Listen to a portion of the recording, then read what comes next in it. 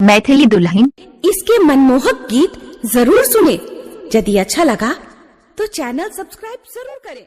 मैथिली दुल्हन आ गया, मिथिलांचल में छा गया। मदनेसर स्थान मदना से दुल्हन म्यूजिक की शानदार प्रस्तुति। भैया साली के हमें पटे बेसी जे बजत के भग जेबै। भैया साली के हमें पटे बेसी जे बजत के भग जेबै।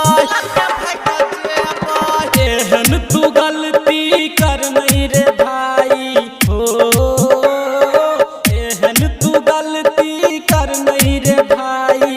भाई वो कर छै बड़का कसाई। भैया साली के हमें पटे बेसी जे बजत के भग जेबै।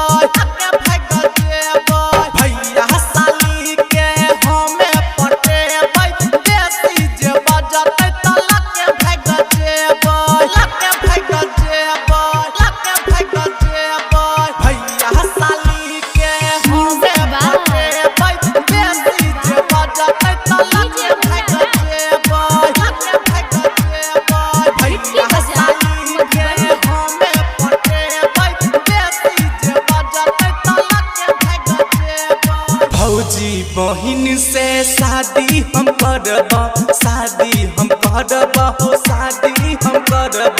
माना जे करतै तो जहर खा के मरब, जहर खा के मरब हो, जहर खा के मरब, जहर खा के मरब।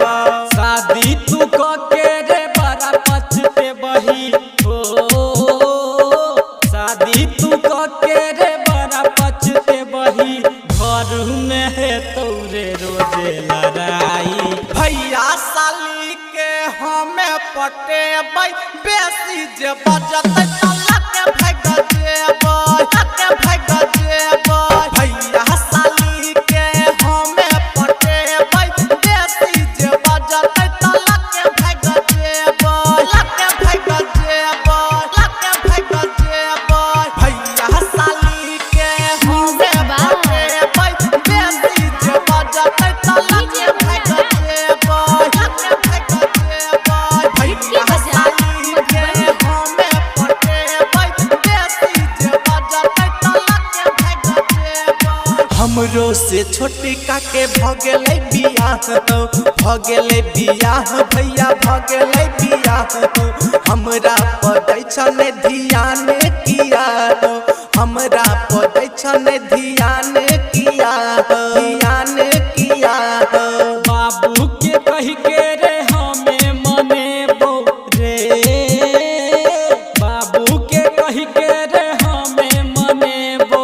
जल्दी तोहर रे हे तो सगाई। भैया साली के हमें पटे बेसी जे बजत के भग जेबै। भैया साली के हमें पटे बेसी जे बजत के भग जेबै। अखन अहाँ सब सुनि रहल छी मदनेसर स्थान मदना से दुल्हन म्यूजिक की शानदार प्रस्तुति।